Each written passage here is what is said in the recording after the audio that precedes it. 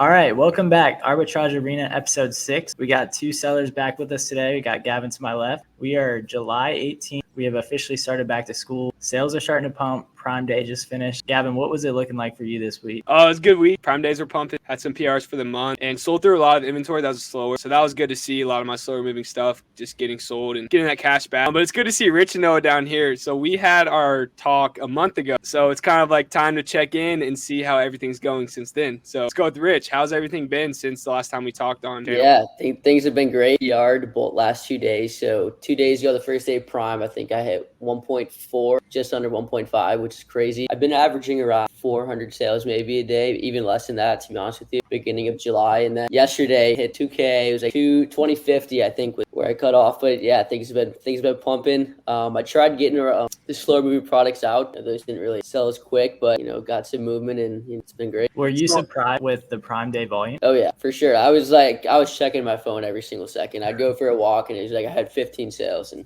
I was honestly surprised too. A few things priced a little low, and they sold out in like 30 minutes, so it was nuts. But it was definitely very motivating. So it was awesome. And I had you down for $2,000 in sales prior to June 1st. So what's the total sales looking like now on July 18th? Just below 16K. Nice. So about Huge to approach upside. that today. What's up? Huge upside. Oh yeah, we're getting there. We have tons of inventory checking in soon, so bought some more stuff today. So definitely maybe 50K maybe by the end of August. Yes, sir. Noah, how we doing? And we're doing great. I can't remember what I had before on our last call, but I'm at like 8,300 right now. So getting close to, trying to get there to 10K, man. Trying to get there, but it's pretty good, man. I had my best day. I want to say that was Wednesday. Was that the first day of Prime Day? So yeah, that was the first day. I think I had $1,100 in sales that day, just off of 11 units too. So I was ripping some. I had some good margin that day, and then the next day I ended up only having like $900 in sales. But I mean, that was still great for me. I wasn't necessarily even touching that day. So I remember Parker sent us a message saying that Prime Day the volume would pick up, and I hadn't even checked my phone yet. And I looked and I was like, all right, I sold like 4 units already. I had just sat down at work. It's about to be a good day. So things are going well, though. For sure. I had you at $170 in sales prior to June 1st. And now we're at 10K. Yes, sir. Good work. It's a good feeling too. Like when you're doing something else and you kind of forget about Amazon, and then you're like, oh shoot, like I haven't checked my sales in a minute, and they're popping. That's an awesome feeling. Yeah. That's a cool thing. Like you can do whatever throughout the day, especially if you're selling FBA and you're just scrolling, like refreshing your page and making money. It's awesome. Great feeling, honestly. What have you guys been doing to replenish inventory? Because obviously, like you guys are selling out now. What is kind of like the best strategy for a beginner who always runs out of stock, and what you guys are starting to see staying in stock? Like how's that been working? Yeah, so for me, I feel like I'm kind of in like a little schedule now, a little routine where for some reason I'm up at 5, 6. I don't know. That's not like no alarm set. I'm just waking up. So I was like, all right, like hop on my computer. I'll scroll through my favorite site, type in, something I just sold 20 of, and we'll see if it's back in stock. It's in stock, but if it's not, sometimes some of the websites have that email sign up, send me an email when they're back in stock. So that's been huge. And if not, I've even dove deep into other variations of that product, and so like that's been helpful. But definitely just like spending extra time searching through some things. So yeah. I feel like 5 a.m. Like most people don't get up early, but the OA sauce is up at like 5, 6 a.m. If it's like really good products, they're usually gone by like 9 a.m. in my opinion. Yeah. No one's willing to, get up that early. And there's been times where I've gone to sleep at like 2 where they're in stock. I check at 7, they're gone. Yeah. So it's like I feel like mentally it turned like some switch where I'm going to wake up at 5, 6, check if they're there. And if not, I missed it. But that's my plan for now. Noah, what's the biggest thing you've learned since you started Amazon? Biggest thing I've learned was, for me, it was to get around other people and to like kind of put myself out there a little bit, and not just on social media, but in our group as well. I'm not like necessarily the most outspoken guy, but once I started connecting with a couple of the other guys in the group, and Rich is one of them, we got on a call on a Saturday, and that was when everything turned around for me. I'm not gonna lie. That was when everything just made a lot more sense. And that's, I think a week after that was when the sales really started flowing in. He taught me a couple of things, and it was just nice to have that. And I don't know, that's what really helped me. It's just kind of putting yourself out there and learning from just the guys in the group. And we preach that so much. Like that makes me so happy seeing you guys work together on this, because it really does make a difference. And I've noticed that in my own business is working together like significantly makes a difference. I knew when you guys started working together that this was about to take off.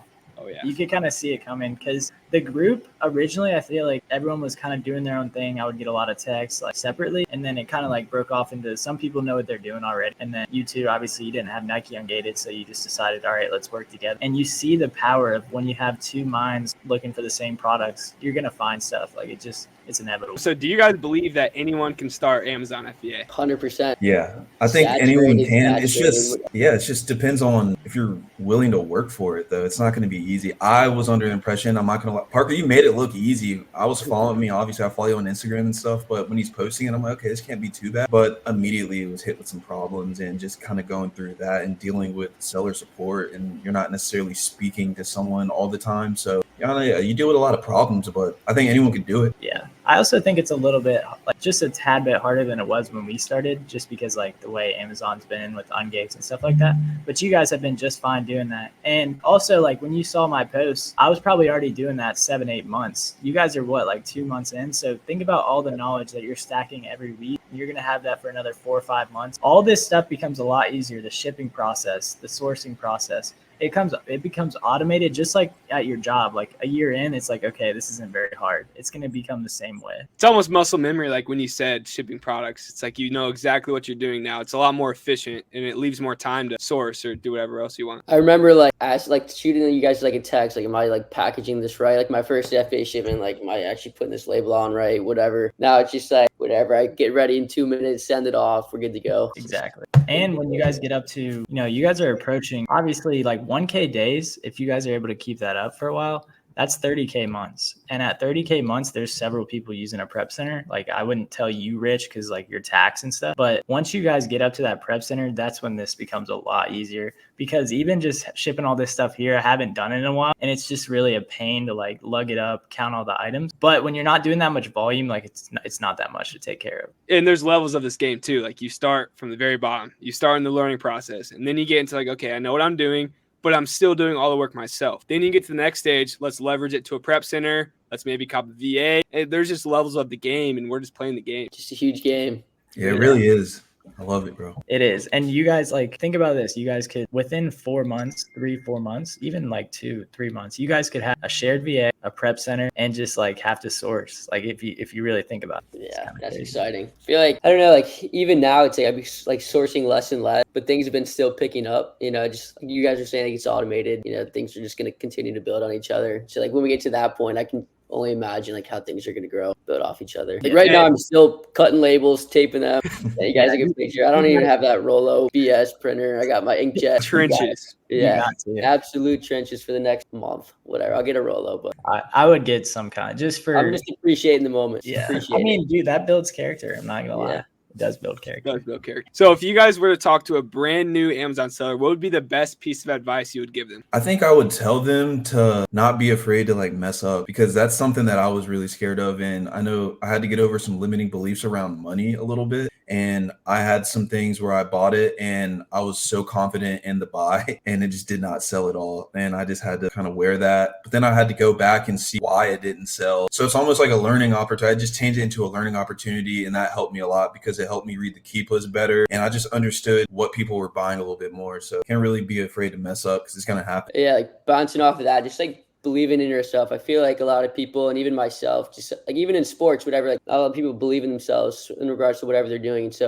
with that, like if they don't believe in themselves, they're not gonna be able to like punch these numbers and, pump all these products through. So I feel like just believing in yourself puts you in a situation where you like putting that extra effort in, putting that extra few hours in of work, sourcing, whatever, just to make it. And so I feel like just believing in yourself is something that is very important. Yeah, that's a big point, because I feel like I've seen both of your confidence grow. When we first started, it was kind of like a lot of questions, like kind of tiptoeing around, and now I feel like you guys are going all in. Like you understand this stuff, you're gaining the confidence, and you're realizing that this could be you. And I think a lot of people just like they see the content out there and they're like, oh, I don't know. I mean, it's probably not possible for me, but like you guys can see that just in a few weeks, months, that you can change your life like financially. Definitely. I feel like like a lot of people are hesitant. Like you've texted me a few times, like what, like why are you being hesitant? It's like, I don't know, I'm all new to this, like still unsure about everything. But, once I flipped that switch, believing myself, which I think was huge for the past few Prime days, just like in like motivation wise, it's been huge. Like, all right, like, I believe in myself, like this is going to turn up. So I think a big thing too is just to start doing it. And once you just start doing something, you learn it. I didn't really know anything and I was still texting you all the time. But then the more that you just start to do something, the better you'll get at it.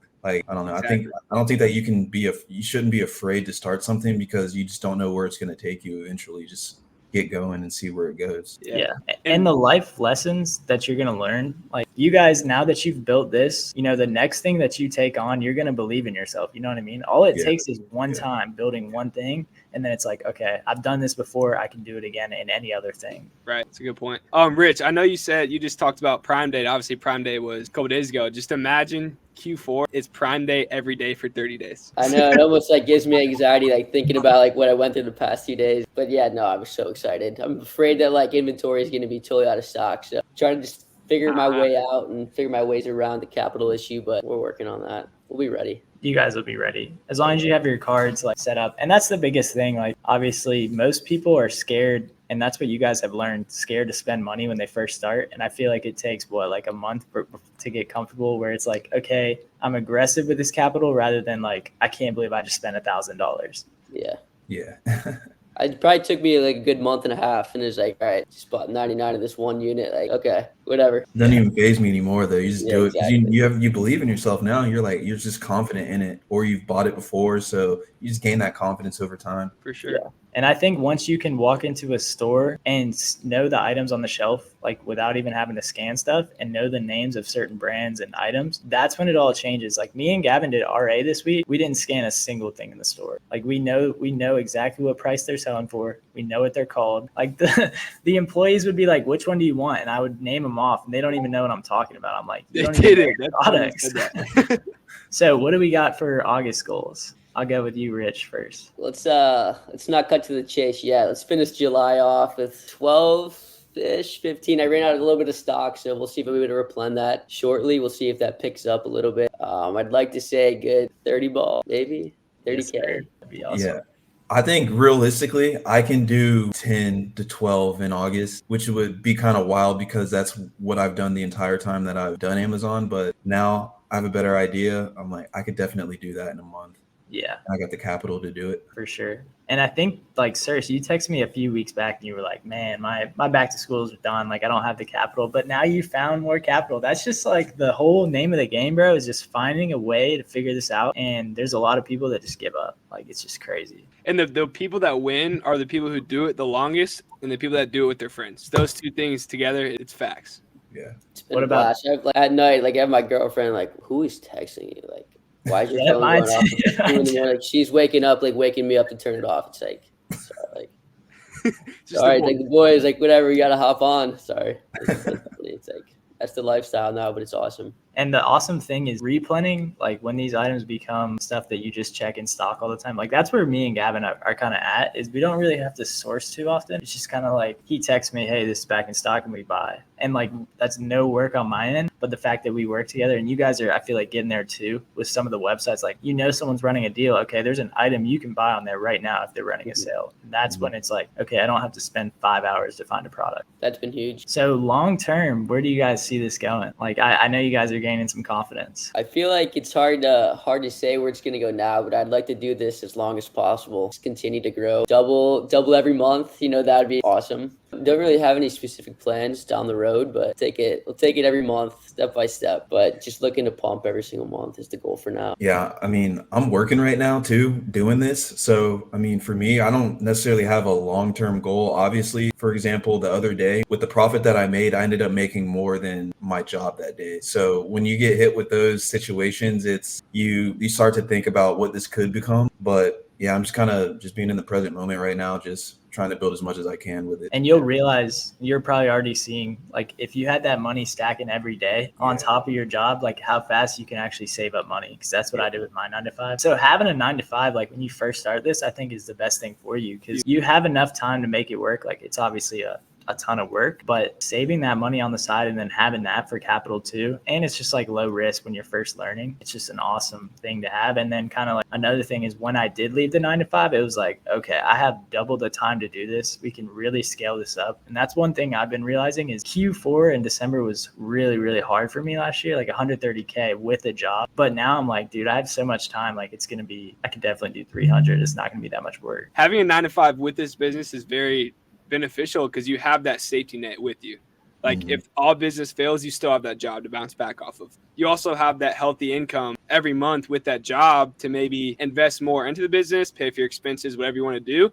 And then that business is running on the side, trying to grow that as you're stacking your money. Yeah.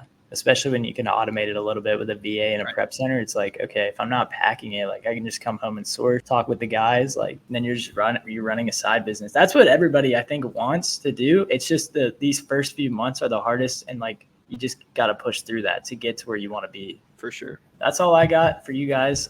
Super proud of you guys. I expect big things in August. I think you guys are really turning the corner. I'm excited to see where you guys go, and appreciate you guys hopping on. Appreciate it.